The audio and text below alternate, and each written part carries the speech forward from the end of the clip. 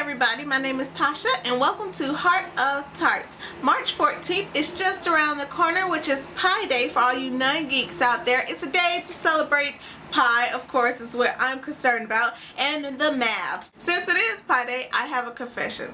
I, Tasha, failed college statistics. It's not my brightest shining moment, but you know, the more you tell the truth and talk about it, the less people can hold it over your head. So let's get started on our apple pie day pie recipe.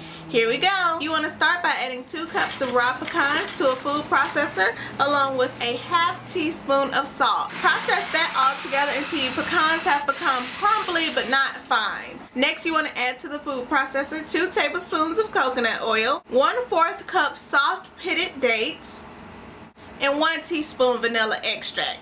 Pulse that together. You may want to process it just a little bit until it is well combined. I let mine go a little bit longer to make sure my dates were nice and chopped up, but as long as it's sticky, you can stop it. You still want the crust to have a lot of texture. This nut crust smells just like the Bavarian nut cart in the mall, you know, with all the sugar and gooey goodness. Like, oh, it smells so good, and they roast them, and these are raw nuts with just a little bit of date sugar, and oh, they smell just like the cart. I wanted to just dive right into the pan as I was spreading it out, but I controlled myself. Press the crust around the sides and bottom of a 9-inch tart pan. I have lined mine with parchment paper to make it easy to transfer, and then stick it in the freezer until we need it a little bit later. Next to the food processor, I'm going to add in 2 apples, 2 small red apples that have been cored and peeled, 1/2 cup soft pitted dates, along with 2 teaspoons coconut oil, 2 teaspoons vanilla extract, 2 teaspoons cinnamon, and 2 teaspoons ground flaxseed. I kind of got carried away with the 2 teaspoons, but it was a rhythm, it was a rhyme, it was flowing, it was going, and I'm rapping. Puree that all together. This food processor is new and it is a little out of control. I had to like put the brakes on it just to like make sure it didn't fly off my countertop. But it's doing pretty good. It's a Black & Decker like my other one. And it is a nice mush of appley goodness. Set it aside in a separate bowl. You can use your food processor to chop up 4 additional apples.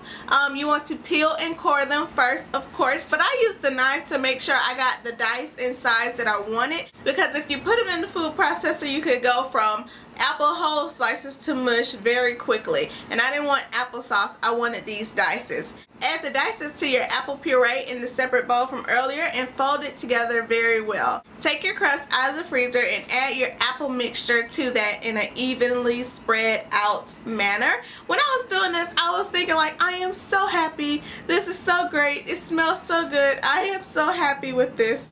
For the topping, cut the outer layer from each of your 2 medium-sized green apples, almost like peeling, but leave enough flesh so that the skin of the apple doesn't curl. You want it to be a nice thick slice of like peel and flesh, so that's nice and sturdy. Cut out your mathematical symbols from the apple skins. I'm going to use 1 big pie sign, and I did this freehand because I am such an artiste. Just playing, anybody could do it. I did a freehand, and I did an addition symbol, subtraction. I did an addition symbol, subtraction. I did an addition symbol, subtraction, multiplication, and division. You can go and do higher level signs for algebra, calculus, etc. if you wish. If you're a teacher making this and you teach trigonometry or geometry, you know, you can use whatever symbolism you would like to. And for all you math teachers out there teaching math from PowerPoints, like, screw yourself, really hard. Who learns math for PowerPoints? I don't know any learning style in which they say, yes, seeing computation and abstract sciences flat on a computer screen without like any work through, it's like the best way for me to learn. No, it's not. Don't do that. Stop teaching math off PowerPoint. It's just not the right medium. Decorate the top of the pie with your math symbols and you are done. I did a nice little setup with a little bit of notebook paper, some pencils, pens, some teacher red apples. If you want to do that to, you know, set the scene for your Pie Day celebration, you can do that too. You can find the written and printable recipe for this tart/pie at parade.com. I will include the link below. Thanks for watching. Bye.